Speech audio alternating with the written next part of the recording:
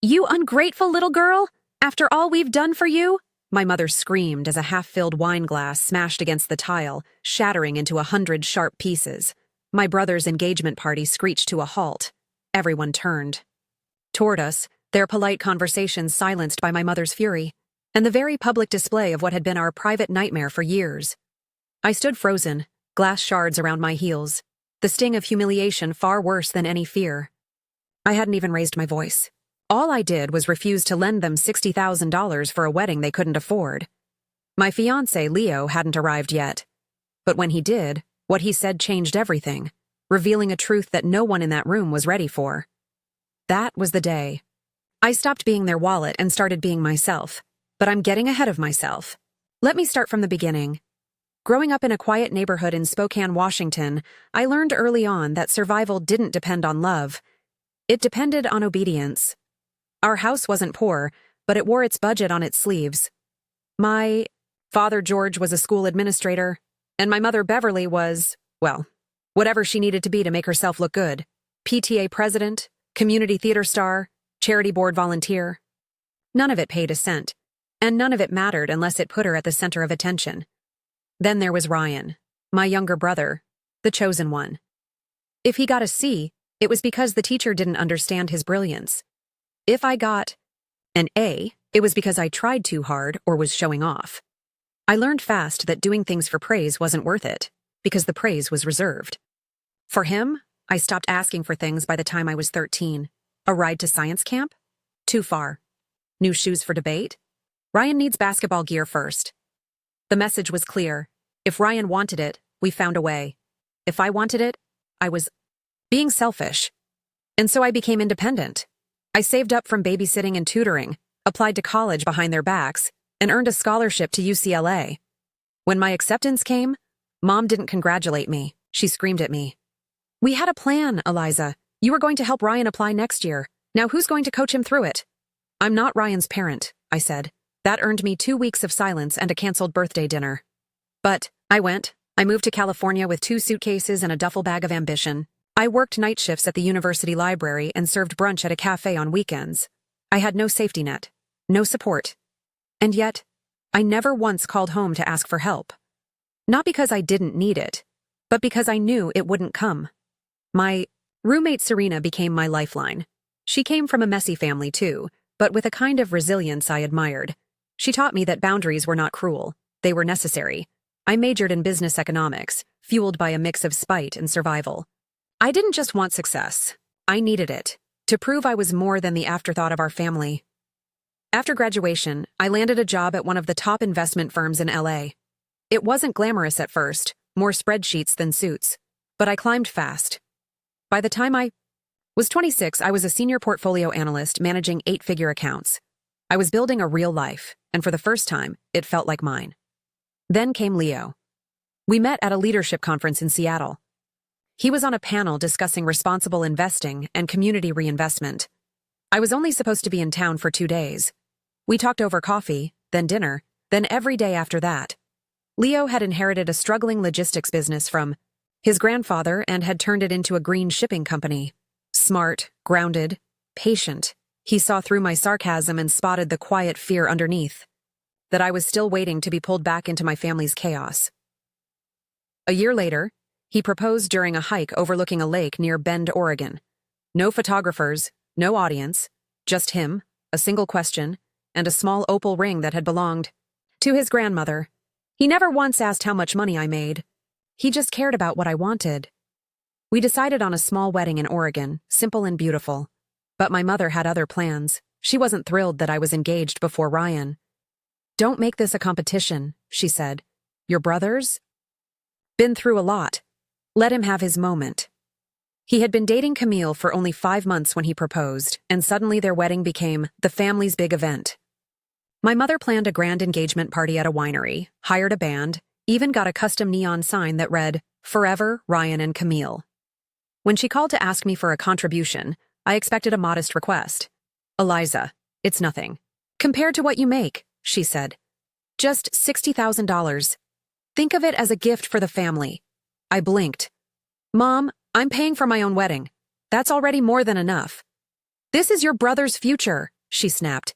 He's finally doing something right and you're going to hold back because of a few dollars? A few? I laughed bitterly. This is more than my car cost. She launched into a guilt trip about family, loyalty, and sacrifice. But I stayed firm. I told her I loved Ryan, but I wouldn't enable poor choices. Camille had no job. Ryan worked part-time as a freelance photographer. A $90,000 wedding? Insane. I should have known that saying no wouldn't end the matter. It would start a war, and the battlefield was that winery. The guests were family, old friends, former teachers, church people. My mother was glowing. Ryan was glowing. Camille was glowing. And I was glowing too, but with rage. The moment my refusal became public, everything spiraled. That wine glass wasn't the only thing that shattered that day. The seconds after the wine glass shattered felt eternal. Conversations halted.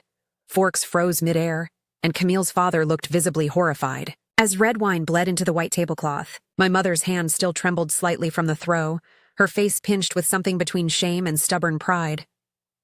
I just don't understand why you're always so cold, Eliza, she muttered with a sigh, as if she hadn't just committed emotional arson in public. Ryan rushed over. What the hell is going on? He asked, eyes bouncing between the glass fragments, our mom's fuming face and mine. She doesn't think your happiness is worth the investment, Mom snapped, loud enough for the entire patio to hear. The guests who had tried to pretend nothing had happened were now officially spectators. Camille looked frozen, her manicured fingers tightening around a champagne flute. $60,000 isn't an investment, I said, voice shaking. It's a bailout for a wedding you can't afford, and frankly, one that neither of you are ready for. Gasps. Someone's fork clattered to the ground, and then Camille's voice, cold and clear. Excuse me? I turned to her.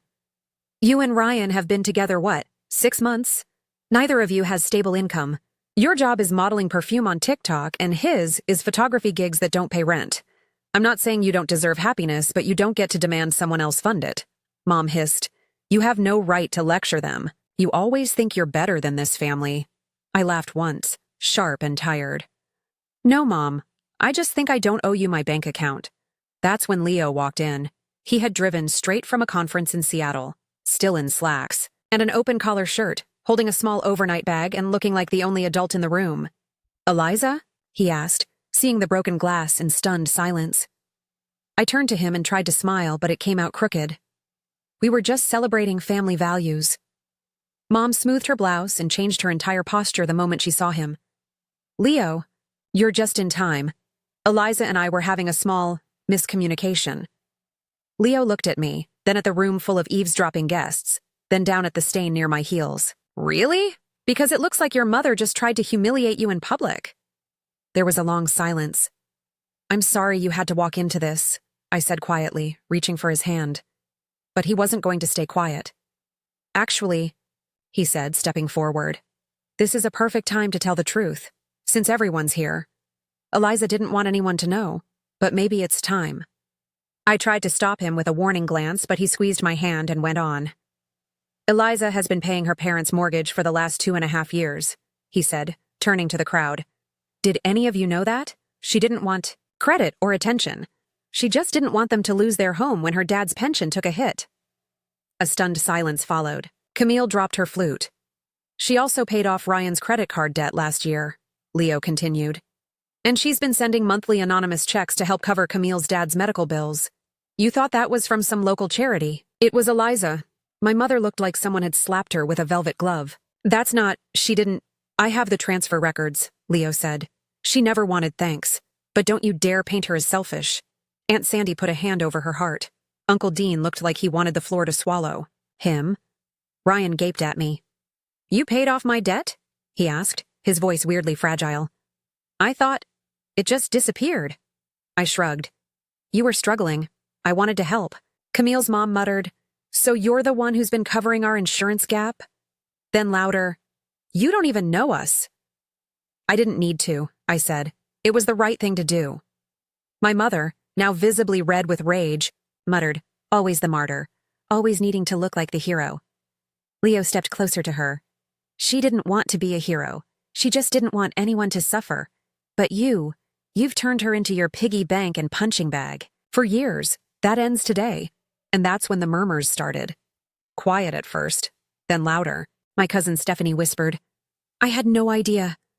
Aunt Carla was crying silently. Camille's dad shook his head.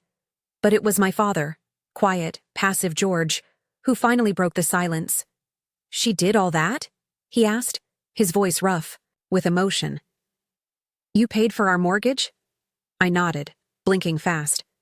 I didn't want you and Mom to worry. Dad stepped forward and looked at my mother with new eyes. Bev, what have we done? She looked at him like he was speaking Latin. She's trying to embarrass us. No, Dad said, shaking his head. She's been carrying us, silently, and we've been ungrateful. The spell broke. I felt the tears sting, but I stood straighter than ever. For the first time, I wasn't hiding behind a polite smile or letting guilt drag me back into submission. For the first time, I felt free. I'm not paying for this wedding, I said, loud and clear. Not because I don't love my brother, but because I love myself enough to stop being used. I turned to Leo. Let's go, he nodded, wrapping an arm around me. We walked out past a crowd of stunned, ashamed, and bewildered faces. But I didn't look back. I had spent my whole life chasing approval. That day, I gave it back. And I walked straight into the next chapter of my life. We didn't go back to my parents' house to pick up my overnight bag. Leo booked us a room at a quiet boutique hotel downtown, the kind with eucalyptus-scented sheets and blackout curtains that made it feel like the world couldn't get in. I stood in the shower longer than necessary, letting the steam soften the tension in my jaw and chest. I wasn't crying, not exactly, but there was a grief in me that had finally been given permission to exist. A grief for the love I had always wanted but never received. A grief for the fantasy that maybe one day I'd do something that would finally make my family see me as worthy without strings. Leo ordered room service, brought me chamomile tea, and sat beside me on the bed, silent, present, protective. I'm sorry, I whispered eventually, that you had to do that, that you were dragged into all of it. He shook his head. I didn't do anything you wouldn't have done for me. But I never wanted anyone to know about the mortgage, the medical bills, the credit cards. Eliza, he interrupted gently, what were you trying to protect? Their pride? Or your hope that they might love you unconditionally one day? I bit my lip. I guess. Both, I admitted. He nodded slowly. That's not weakness, that's a good heart. But a good heart shouldn't be a doormat. I smiled, despite myself. You always have a way of making truth sound like kindness. That's because it is, he said. We spent the rest of the night in that cocoon of quiet. No texts, no calls. I'd turned off my phone. For the first time in years, my silence wasn't out of fear, but choice. The next morning, I made an emergency appointment with my therapist, Monica. She'd been helping me untangle the knots of family loyalty and guilt for almost 2 years, and she didn't flinch when I told her everything. What your mother did, she said after I recounted the scene, was abuse. Not just emotional, but physical intimidation, public humiliation, financial exploitation. I've never seen it escalate like that, I said quietly. I didn't think she'd actually throw something. That's how suppressed rage works, Monica said. When manipulation stops working, it turns violent. We talked for an hour about boundaries, not just stating them, but enforcing them. The importance of not rescuing people from the consequences of their own decisions. The danger of confusing enabling with compassion. You don't owe anyone access to you, she said firmly, especially people who've proven they can't respect you. I nodded, feeling the truth land with weight and clarity. Later that day, I turned my phone back on. 53 missed messages. Texts, voicemails, DMs, even a few LinkedIn connection requests from relatives I hadn't spoken to in years. Ryan had texted, "We need to talk, please. I didn't know about any of it." Camille's message was shorter. "I'm sorry. I got caught up in the fantasy. I didn't know the cost."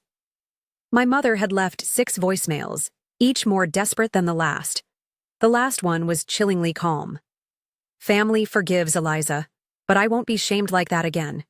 Call me back when you're ready to be mature." I wasn't, Instead, I texted my father. Me. I'm okay. I won't be home for a while. Not until things change. Dad. I understand, and I'm sorry for standing by all these years.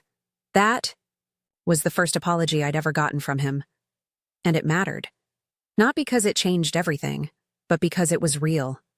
Ryan called later that week. I didn't answer at first, but he kept calling. Finally, I picked up. Eliza? He sounded nervous, uncertain. Can we talk? I exhaled. Go ahead. I didn't know, he said. About the loans. The mortgage. Camille's dad. I didn't know you were doing any of that. I didn't want anyone to know, I replied. But why? Why help us and say nothing? Because I didn't want your love to be transactional, I said. I just wanted to help. I hoped that would be enough. He was quiet for a long time. I'm sorry, he finally said. I think I've always known Mom treated you unfairly. I didn't know how deep it ran, and I never said anything. I know. I should have. We sat with the silence. I think Camille and I might postpone the wedding, he said finally. Not because of the money, because maybe we rushed into something for all the wrong reasons. That's smart, I said. Better to know now than 10 years in. She says she feels ashamed. I do too. I didn't reply. He didn't ask for money. That, alone, made me think maybe something had shifted. In the weeks that followed, I started rebuilding, quietly, intentionally. I took a leave from work and flew with Leo to Santa Barbara for a long weekend. I took Monica's advice and started writing again, something I hadn't done since college. I made a list of people who made me feel seen and safe and started spending time with them. That list didn't include my mother, and then came the moment I'd been dreading. My father called with a heavy voice. She's not doing well, he said. She's saying it's all your fault, that you embarrassed her. But I think she knows she went too far. I don't want to talk to her, Dad. I understand, he said. But I wanted you to know, she's unraveling. Maybe unraveling is what she needs. I've started going to therapy too, he added quietly. It's hard, but necessary. That's when I realized the people who care, they work on it. They try to change. And the people who don't demand that you change instead.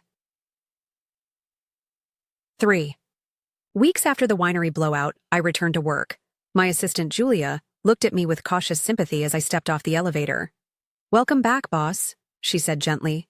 You've got about 24 people who'd love to cancel their meetings just to say they missed you. I smiled, warmed. Let's keep them waiting a bit longer. Work had always been my refuge. Numbers don't guilt-trip you, spreadsheets.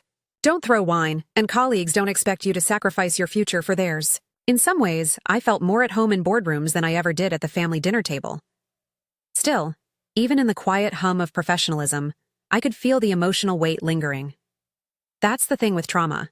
It doesn't just disappear when you change your clothes or dive into deadlines. It lives in the edges of your thoughts, in the tremble of your voice when someone asks, "Are you okay?" During a leadership roundtable that week, one of our newer team members, Sasha, asked a question that struck a nerve. How do you maintain boundaries when your success triggers resentment in people close to you? I blinked, caught off guard, then cleared my throat. You don't, I said after a beat. You don't control their resentment. You control your reaction to it. You maintain boundaries for your peace, not their approval. The room went still. Sasha gave a slight nod, as if I had said exactly what she needed to hear. Maybe I had said what I needed to hear too. That weekend, Leo and I visited his parents, in Ashland. I hadn't seen them since the engagement party disaster. They were waiting at the door with open arms and zero questions. His mother, Diane, made ginger tea from scratch. His father, Patrick, gave me a book on mindful leadership and said, "Heard you could use a distraction." Over dinner, Leo's younger sister Morgan brought up her recent engagement to her girlfriend, Ava. "We're thinking coastal ceremony," Morgan said. "Just close friends. Maybe a bonfire reception." "Sounds beautiful," I said. "Make sure you plan it for yourselves, not for anyone else." Morgan raised an eyebrow. "Speaking from experience?" "Painfully so. Leo reached under the table and squeezed my hand.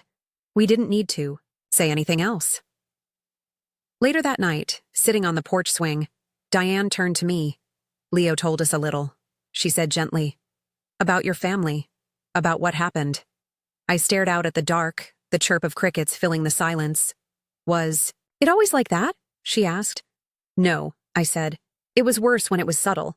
The kind of pain you can't name until you're old enough to feel it choking you. She nodded. You don't need to make excuses for them. I'm not, I said. I'm just trying to figure out how to move forward. Forward doesn't always include everyone. It was the kind of sentence I needed to sit with. A few days later, Ryan called again. Eliza, can we meet? Just us? We chose a small coffee shop tucked into a quiet neighborhood, neutral territory. When I walked in, he stood awkwardly and gave a hesitant smile. Hi, he said. Thanks for coming. Hi, I replied, taking the seat across from him. He looked tired, thinner. I broke things off with Camille. I blinked. What? Why? He shrugged. Because I finally realized I didn't love her. I loved the idea of being the one who had it all. The proposal, the attention, the spotlight. I didn't say anything. You were right, Eliza, he continued. We weren't ready, and I let Mom use our relationship as her personal theater. I looked at him then, not as the golden boy who'd always gotten what I'd been denied, but as a man coming to terms with himself. I've started therapy, he added. Mom says it's a waste of money. Dad says it's overdue. That made me smile. I want to change things, he said. I want to be someone you can count on, not someone who only calls when he's drowning. You have to mean that, Ryan, I said. Not for me. For you. I do. We talked for an hour. No expectations, no financial requests. Just a real conversation, the kind we'd never had growing up. As I got up to leave, he said, By the way, I think you should wear Grandma Lillian's earrings for your wedding. I froze. What? She gave them to Mom for safekeeping before she passed. I checked the safe. They're still there. I think you should have them. Mom would never agree to that. He smirked. Then maybe don't ask. The next day, a small package arrived at my office with no return address. Inside, wrapped in linen and nestled in tissue paper, were Grandma Lillian's pearl drop earrings and a simple note in Ryan's handwriting. Something old, something meaningful. I hope this is a start. It was. The days leading up to the wedding felt both surreal and grounding. We weren't planning a lavish ceremony, just 50 guests, a lakefront lodge in Oregon, a handmade arch, and vows under a canopy of pine trees. It was peaceful, intimate, and real. Everything my childhood never was. I spent the week before the wedding writing letters to people I loved. Not because it was a tradition, but because I wanted to mark the moment. I wrote one to Leo, of course, one to Ryan, one to my father, and one to myself. It was the letter to myself that made me cry the hardest. In it, I forgave the girl who kept shrinking to make everyone else comfortable. I honored the young woman who clawed her way out of silence and sacrifice. And I promised the woman I was becoming that she would never again be anyone's afterthought. I invited my father to walk me down the aisle, but not my mother. She called twice in the final week. I didn't answer. Then she sent a letter, written in her perfect cursive, scented with her signature perfume. Eliza, I don't know what you expect me to say. Yes, I was angry. You embarrassed me in front of everyone. But families fight. Families also forgive. I've moved past it. You should too. Let me know if you'll be sending an invitation. Mom. There was no apology, no accountability, just entitlement cloaked in formality. I threw it away. My father, however, arrived 3 days early and spent the time helping Leo's dad with last-minute setups, string lights, and taste testing. Wines far too enthusiastically. We talked every evening, just the two of us, on a quiet swing under a tree behind the cabin. Do you regret it? I asked one night. Regret what? Letting her control everything for so long. He rubbed his face, looking older than usual. I regret being a bystander. I thought that being passive was the same as being peaceful. But I see now, silence is just as loud as shouting when someone's being hurt. You're trying now, I said. I just hope it's not too late to be your dad. It's not, I whispered. But it might be too late to be hers. He nodded slowly, as if he already knew that. On the morning of the wedding, Morgan slipped into the bridal suite with a mischievous grin. "You're going to want to see this," she said. I followed her to the back porch. There, beneath a tree, Ryan stood with Leo, talking animatedly to one of Leo's cousins about wildlife, photography. He looked lighter, more present. "He's been different," Morgan said. "Softer." "He's working on himself," I said. "It's a start." Morgan gave me a sidelong glance. "Your mom texted him last night." Let me guess. Emotional. Blackmail wrapped in nostalgia? Pretty much. He didn't reply. That surprised me. Maybe he really was changing. The ceremony itself was everything I'd imagined. Leo looked devastatingly handsome, but more importantly, anchored. Solid. Like someone who would never let me dim myself to make him feel bright. I walked down the aisle on my father's arm, wearing Grandma Lillian's pearl drop earrings and a simple ivory gown. The guests rose, the wind moved through the trees like a song. Leo's vows were warm and quiet. Mine were direct, but full of emotion. "I spent most of my life thinking love was something you had to earn by sacrificing pieces of yourself," I said. "But with you, I learned that real love expands you. It doesn't ask you to disappear, and I promise to never shrink again, because I know you'll never ask me to." Leo's eyes glistened. My father choked up. Morgan sobbed into her partner's shoulder. We danced under string lights, ate wood-fired pizza, and skipped the speeches. All together, except one. After dessert, Ryan tapped his glass. "I wasn't planning to say anything," he began. "And I'm not much for speeches, but I need to say something to my sister." He turned to me. "Eliza, I spent a long time believing that you were just tough, closed off, that maybe you didn't care about family the way Mom always said. But I was wrong. You cared more than anyone. You carried us. Quietly, generously, and I'm sorry I didn't see it sooner." He held up his glass. "To boundaries. To breaking patterns. To being better siblings in the years ahead than we ever were before." I raised mine in return. "To all of that." After the clinking and the applause, Ryan found me at the bar. "I spoke to a lawyer," he said, "about transferring the house into Dad's name only. I want Mom to stop holding it over his head." I stared at him. "Are you serious?" He nodded. "And I'm helping Dad move into a separate apartment. He's not ready for divorce, but he is ready for independence." I exhaled. "Wow." "I told Mom I'd be stepping back from her for a while," he added. "She didn't take it well." "Shock," I said dryly. "She's not used to her puppets cutting strings." Ryan chuckled. "You started something in this family, Eliza. I think it's called accountability." I shook my head. All I did was finally say no. Yeah, and that was enough to change everything. The morning after our wedding, Leo and I sat on the porch wrapped in a single blanket, sipping coffee and watching the lake shimmer in the soft sun. Everything felt quiet, not just the moment, but my soul. For the first time, I didn't feel like I was waiting for the next emotional ambush. I felt safe, settled, free. My phone buzzed on the table next to me. I hesitated before checking it. After months of upheaval, I no longer dreaded seeing notifications. But my mother was always the exception. This time, it wasn't her. It was a message from an unknown number. The preview read, "I don't expect forgiveness. I just want you to know I'm starting therapy." I opened it. "Hi, Eliza. It's your mother. I know you may never want to hear from me again. I won't pretend to fully understand how much I've hurt you, but I'm starting to try." Ryan said some things that made me stop and think. For the first time in a long time, I've booked a therapist, not to win you back, not for appearances, just for me. If I ever do reach out again, it will be with permission. I'm sorry. Beverly. I stared at the screen, not sure how I felt. Was it sincere? A performance? A mix of both? Leo glanced over and raised an eyebrow. I handed him the phone. After reading it, he passed it back to me. "You don't have to reply. Or you can. Whatever feels right." "I don't know yet," I admitted. "But I do know this. My worth doesn't depend on her healing. Not anymore." He kissed my temple. "That sounds like freedom." It was. Over the next few weeks, life settled into something resembling a rhythm. I returned to work, but now with clearer boundaries. I delegated more. I took real lunch breaks. I said no to things that drained me, even when they were labeled opportunities.